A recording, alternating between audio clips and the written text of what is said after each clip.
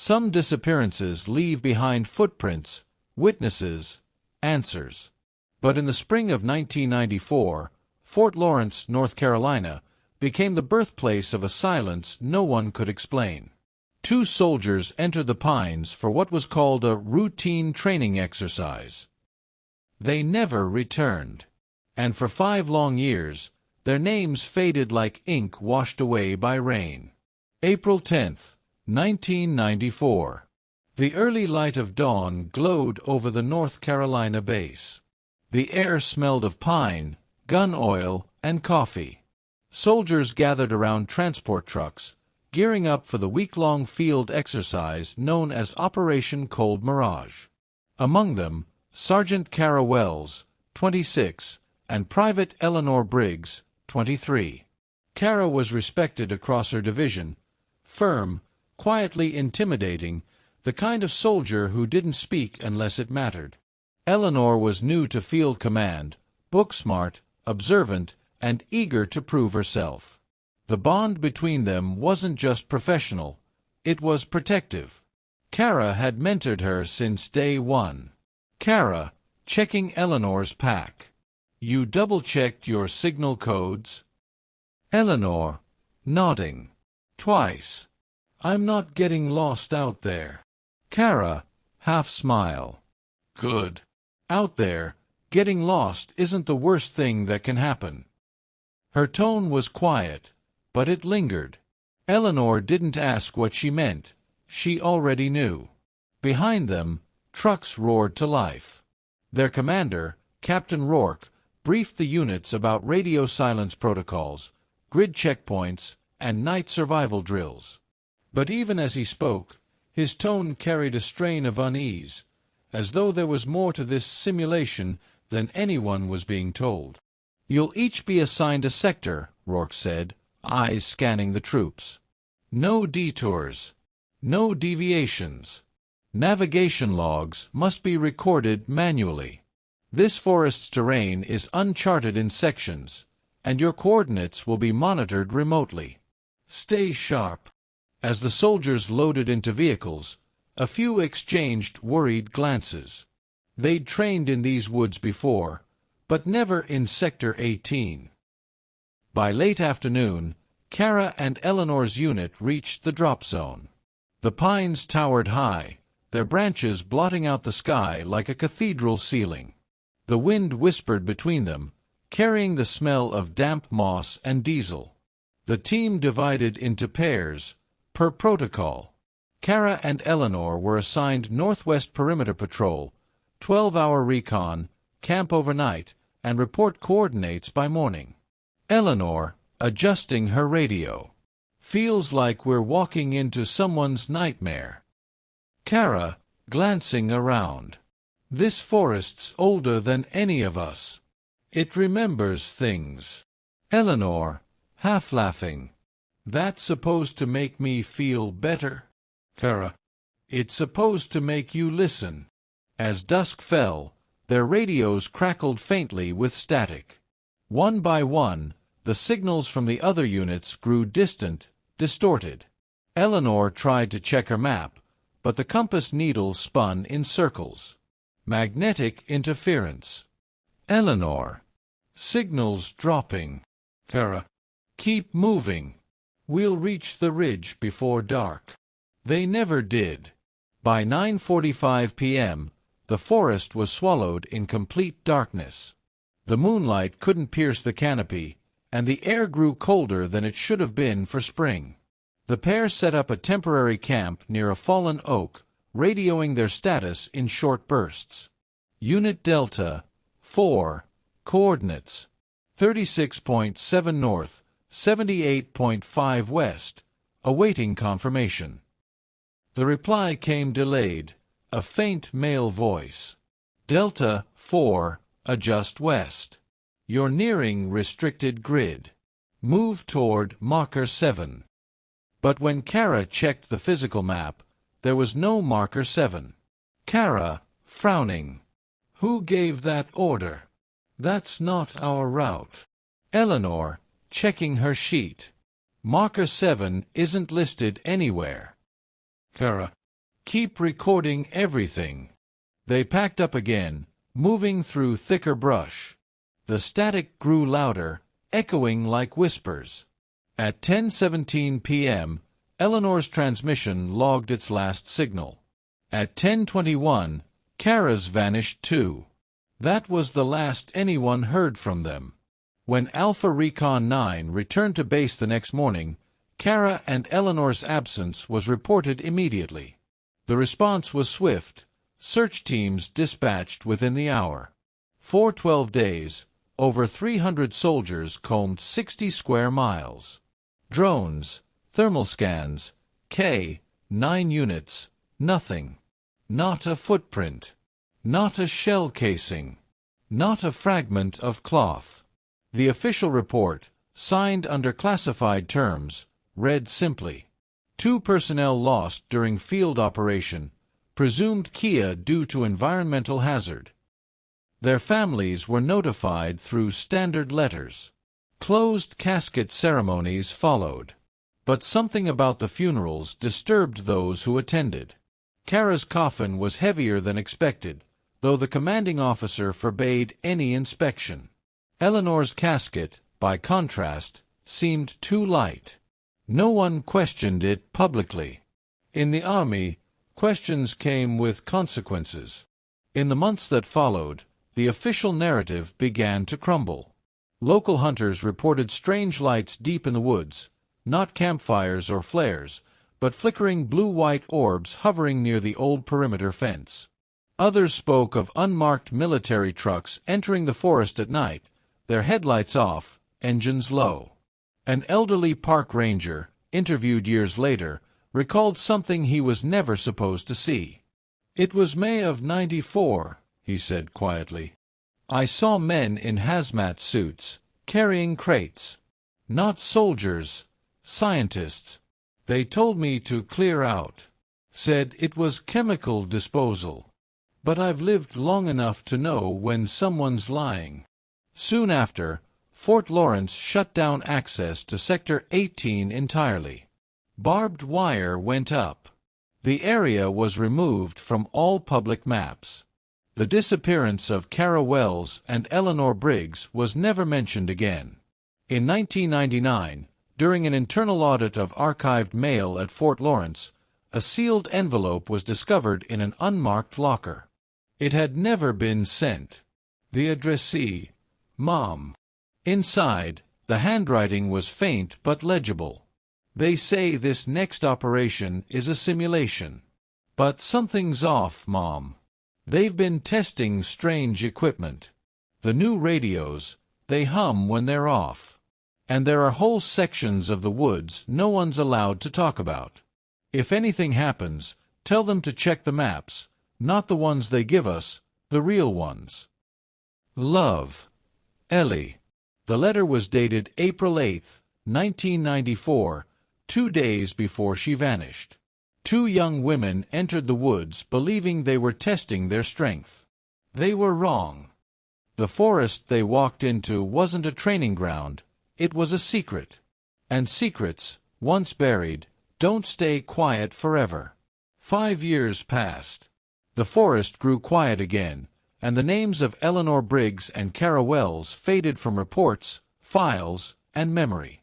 But silence is not the same as peace. In 1999, a Navy SEAL team entered that same region on a mission unrelated to the past, or so they thought. What they uncovered buried in the pines was never listed in any file. Not in any archive. Not in any chain of command. March 22, 1999, Fort Lawrence, now operating under a new designation, Training Zone 47A. Lieutenant Daniel Kruger, 34, led SEAL Recon Team 6. He was known for his calm precision, the kind of leader who spoke softly but never twice. Their new directive was simple on paper. Locate and secure a decommissioned test site for hazardous materials retrieval. Kruger didn't question the assignment. But he did notice something: the coordinates. Sector 47A matched an old military grid code that once referred to Sector 18, the same zone shut down in 1994. Kruger, reading map aloud. Hazmat retrieval my ass. This is a blackout zone. Chief Operator Blake. Still orders, sir. Kruger. We follow them. But we document everything. By the third day of reconnaissance, the team located a faint signal anomaly beneath the terrain, a metallic echo on sonar. They followed it into a heavily overgrown ravine. Under years of moss and soil, they found the outline of a steel structure. After clearing the debris, a corroded hatch emerged, welded shut, yet still faintly embossed with letters. E18, do not enter. Corporal Ruiz, kneeling, whispering. This wasn't built for storage. Kruger, tracing the engraving. No. This was built to be forgotten. Using plasma cutters, they opened the hatch. The air that escaped was thick, stale, the smell of decay mixed with rust and chemical residue. Inside was darkness so pure it swallowed their flashlights. They entered slowly, documenting every step. The first chamber was lined with rusted shelves, shattered bulbs, and what appeared to be laboratory equipment, vials, test canisters, and medical restraints bolted to a wall. Kruger, recording. Underground containment area. Possible research zone. No ID tags. No security markers.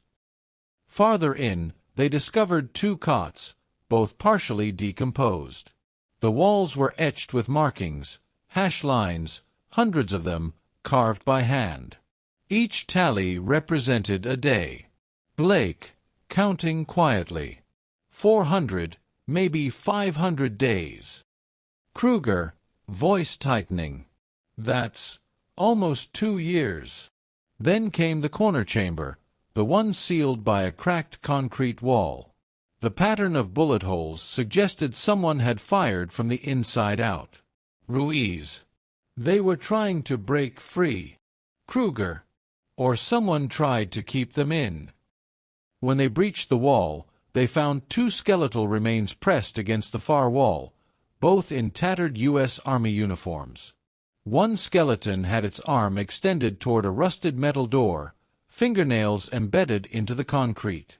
The dog tags read, Wells, K. Briggs, E. After 5 years, the forest gave back what the Army tried to erase. But the discovery raised more questions than it answered. Both women had been missing since 1994. Yet forensic data showed they died 2 years later, in 1996. 2 days after the recovery, Kruger requested access to Fort Lawrence's internal archives. He was denied 3 times. Finally, through a contact in the Naval Data Retrieval Office, he was given partial clearance, a 23-page dossier labeled Project Havencore. It was stamped, decommissioned, internal use only. The contents detailed experimental studies on psychological endurance under isolation, conducted on volunteer personnel. But the signatures were redacted. Among the few legible notes were these lines. Subjects to be contained within Environmental Simulation Chamber E18. Duration, indefinite. Monitor behavioral response under deprivation sequence. Subjects displaying non-compliance will be neutralized. At the bottom of one page, faintly visible through the black marker, was a handwritten name. Colonel R. Myers. That name matched the commanding officer of Operation Cold Mirage, Kara and Eleanor's 1994 mission. That night, Kruger couldn't sleep. He stared at the photographs his team had taken inside the bunker. The etched tally marks. The rusted utensils. The makeshift diary scrawled on the back of a ration box. Fragments of handwriting that read, "They said it was just a test. We hear them above us sometimes." They stopped bringing food. Kara's cough is worse. I can't tell if it's day or night anymore. They're watching us. They won't let us leave. Kruger folded the photos and hid them inside a waterproof pouch beneath his gear. He knew the chain of command would demand full handover, but something about this discovery felt sacred, like disturbing a grave. Kruger, quietly to himself. No one's going to know what they did to you. When the SEAL team submitted their formal report, the response from higher command was unusually swift. They were told to cease all documentation immediately, to destroy all photographs, and to seal the bunker again. An anonymous official message read, "The site falls under advanced containment jurisdiction. Further investigation classified under national security parameters." But Kruger refused to comply. That same week, 3 members of his unit were reassigned unexpectedly. 1, Chief Operator Blake, died in a vehicle accident a week later. The message was clear: stop digging. Still, Kruger leaked fragments of his findings anonymously to a retired journalist named Martha Klein, who had once covered military corruption cases. Within a month, she vanished. Her apartment was found untouched, her typewriter still loaded with a half-written piece titled, "The Women Who Never Came Home." In late 1999, Kruger received a small package with no return address. Inside was a cassette tape labeled, Sector 18, Day 463, Audio Log. He played it in his quarters. At first, static. Then, faint breathing. 2 female voices. Eleanor, weak, trembling. "Kara, you still awake?" Kara, hoarse. "Yeah." Eleanor, "I think they shut the vents again. It's hard to breathe." Kara, Don't talk like that. Just rest." Eleanor, "You think anyone's looking for us?" Kara, pause. "Not anymore."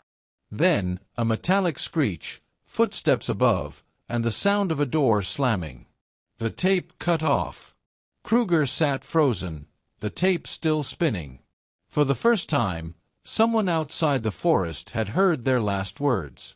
But what haunted Kruger most was the sound that came after the tape ended, a faint echo of a voice whispering through static. "They're still here." When Kruger tried to submit the evidence to the Defense Oversight Committee, he received a final classified directive. Lieutenant Daniel Kruger is hereby relieved of duty. All assets, materials, and correspondences related to Operation Cold Mirage or E-18 are confiscated under Executive Code 19. Every file, every photo, every log, gone.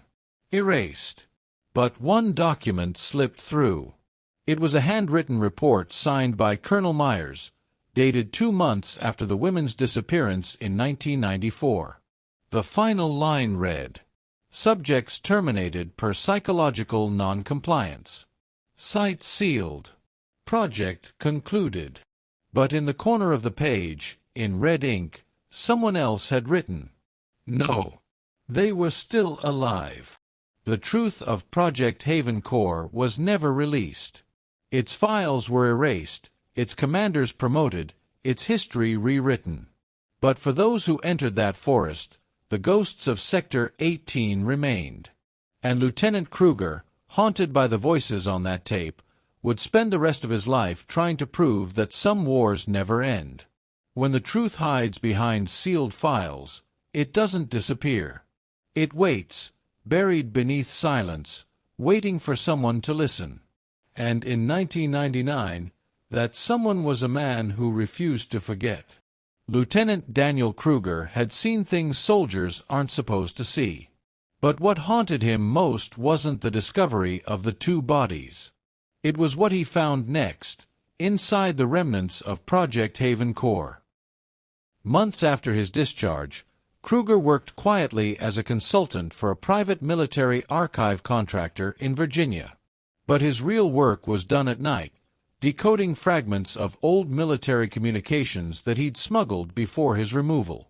He found correspondence between Colonel Richard Myers, the architect of Operation Cold Mirage, and a civilian scientist named Dr. Olcott, who was attached to an experimental endurance program.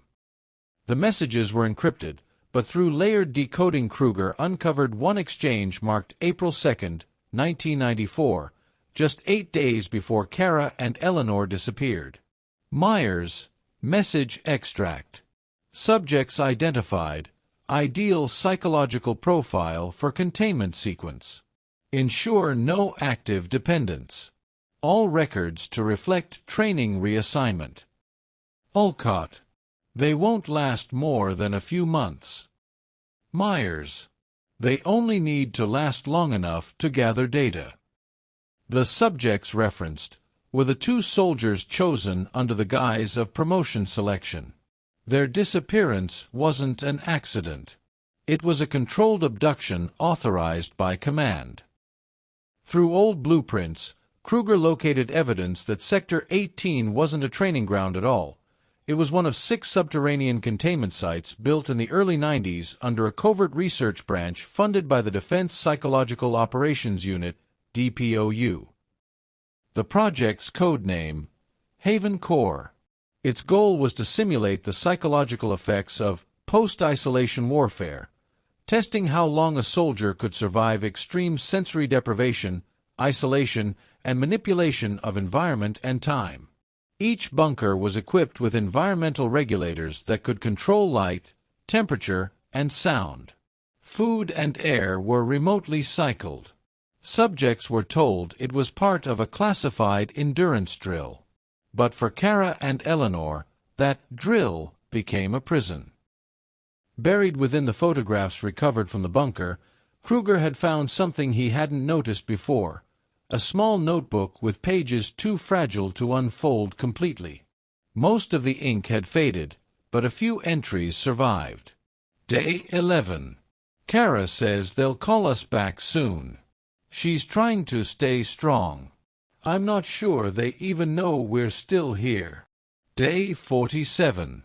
The lights flicker every night at the same time. Maybe a generator. Maybe a signal. The food rations stopped 2 days ago. Day 89. Kara's hands are shaking. She said she heard someone walking above us. They never come down, just watch. Day 263. They told us this was for our country. But they forgot to tell us how to survive dying slowly. Day 428. I can't tell what's real anymore. Kara says the clock's been wrong for months. She says if we ever get out, no one will believe this. The final page read only. If someone finds this, tell them we didn't quit. They quit on us. Kruger sat in silence after reading it. Even years later, her handwriting trembled with the weight of someone fighting to stay human in a place designed to erase identity. In late 2000, Kruger located Colonel Myers, now retired, living in a guarded estate outside Arlington. He arranged a meeting under false pretenses, claiming to be researching historical documentation for a classified history archive. When Myers entered the room, his posture was still sharp, his hair neatly combed, medals hanging across his office wall. Kruger placed the photographs from the bunker on his desk, the rusted beds, the tally marks, the 2 skeletons. Myers, coldly. You've made a mistake coming here. Kruger. They didn't volunteer, did they? Myers. You don't understand what was at stake. Kruger. 2 women starved to death in a bunker you ordered sealed. You call that strategy? Myers, leaning forward. You think war is clean, Lieutenant? You think progress is made without sacrifice? Kruger. Sacrifice isn't something you bury. For a long time, Myers didn't answer. Then he spoke quietly. You don't get it, son. Havencore was meant to prepare us for what's coming, not against other countries, but against human weakness. They were trained to break, so the rest wouldn't. Kruger's jaw tightened. Kruger. And when they didn't break, Myers. Then they became Data. That was all he said. Kruger left without another word. 2 days later, Myers suffered a stroke during a classified security hearing. His records were sealed. Months later, Kruger located additional files through an anonymous whistleblower in military communications. They were encrypted voice logs labeled Psych Eval, subjects K and E. He managed to restore fragments. Doctor, male, clinical. Subject K showing signs of early psychosis. Minimal response to light reintroduction. Kara, faint, angry.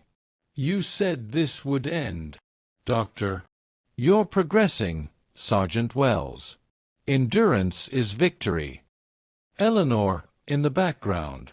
We just want to go home, Doctor. Home doesn't exist here. Static. Another recording followed, 3 months later. Doctor. Subject E's speech incoherent. Memory regression detected. Termination recommended. Then, silence. Kruger closed the file. He couldn't listen again. Years passed, but Kruger couldn't move on. He wrote reports, leaked files, contacted journalists. Each time, the story was intercepted before release. Friends warned him to stop. He didn't. By 2003, his health declined, stress, insomnia, nightmares. He wrote a final statement, mailed anonymously to a non-profit archive group specializing in military disappearances. The letter was dated March 12, 2003. If you're reading this, it means the truth never made it to air. They'll say it was all theory, that no soldiers were harmed. But I've seen their faces. I've heard their voices. Kara Wells and Eleanor Briggs were left to die for Data. Their deaths were not accidents, they were policy. If I disappear next, tell the world the forest still remembers them. Kruger vanished 2 weeks later. His apartment was cleared, his personal files removed. Neighbors recalled men in suits taking boxes at dawn. No investigation followed. By 2005, the old Fort Lawrence base had been completely decommissioned. The surrounding forest, now privately owned, grew over the access roads and bunkers. But on quiet nights, locals swore they could still hear strange mechanical humming from beneath the earth. A hiker once claimed she found a rusted hatch under a collapsed oak. It was welded shut. Across its surface, someone had carved into the steel. We were here. Whether it was graffiti or a ghost of truth, no one knows. The Havencore files were never recovered. Every officer connected to the project either died unexpectedly or vanished within 5 years. All that remains are fragments, letters, recordings, and the voices of 2 women who refused to surrender their humanity, even when their world turned against them. They entered the forest believing they were serving their country. But in the end, it was the forest that served as their only witness. 5 years had passed since Eleanor Briggs and Kara Wells vanished.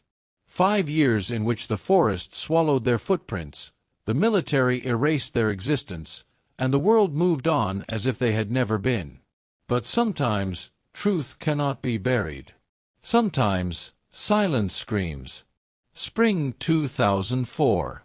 The SEAL team had been disbanded, but Lieutenant Kruger returned, privately, to Sector 18, now overgrown, roads impassable, bunkers hidden beneath ivy and fallen branches.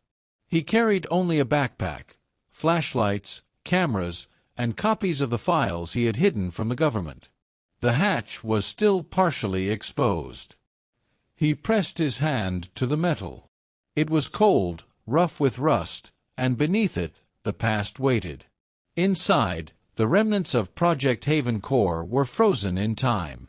The bunker had become a mausoleum, a monument to a story the world wasn't meant to know.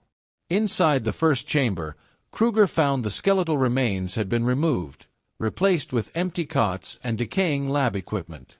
But he discovered something else, an evidence locker sealed with a faded Navy tag.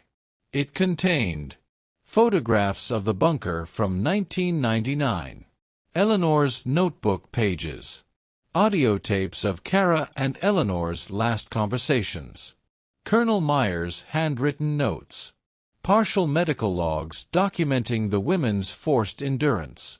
Kruger realized the bunker had been cleared between 1999 and 2004, likely in a final effort to erase the physical proof of Havencore.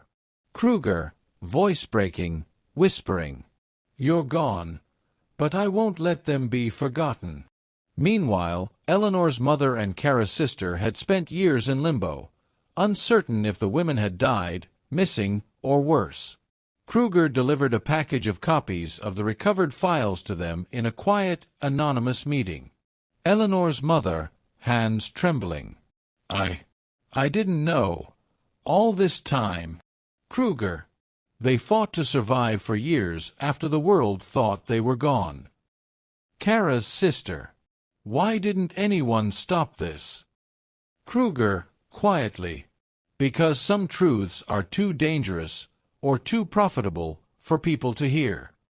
For the first time, they cried together, not only for the loss of their loved ones, but for the injustice that had kept them hidden. Kruger leaked fragments of his documentation to a trusted journalist, under pseudonyms, in late 2004. Within months, investigative articles began surfacing online. Secret military experiment exposed. 2 soldiers vanish, never found. Havencore, the experiment the Army tried to erase. Eleanor Briggs and Kara Wells, forgotten heroes or political collateral. The public reaction was a mix of shock, anger, and disbelief. Social forums debated ethics, secrecy, and governmental accountability. It wasn't enough to bring the perpetrators to justice. Colonel Myers and Dr. Olcott were long retired, their records sealed, their names scrubbed from official histories. But the truth, pieced together from photographs, diaries, tapes, and whispers, had finally emerged. In 2005, a small memorial was quietly erected near the forest's edge. It bore only their names. Eleanor Briggs, Kara Wells. A plaque read simply, "They walked into the pines believing they were serving their country. They never returned. This land remembers." For those who knew them, Eleanor and Kara were more than soldiers. They were daughters, sisters, friends, young women who paid the ultimate price for secrets that should never have existed. Some nights, visitors reported hearing faint whispers in the wind through the trees, indistinct but unmistakable, 2 voices calling, asking for acknowledgement, for remembrance. The forest had kept its vigil. The story of Eleanor Briggs and Kara Wells is a testament to courage, resilience, and the human cost of secrecy. They survived longer than anyone expected, fought for their lives against the weight of bureaucracy, isolation, and silence. And though the world tried to erase them, they left evidence, whispers of truth, fragments of defiance, echoes that cannot be silenced. If you listen closely, you can still hear them, telling us that even when the system fails, the human spirit endures. If you followed this story to its conclusion, you now know what the world almost forgot. Remember their names, Eleanor Briggs and Kara Wells. And if you believe their story should be heard, make sure to like this video, subscribe, and turn on the notification bell, so more hidden truths can come to light. Because some stories deserve to be remembered, no matter how deep they're buried.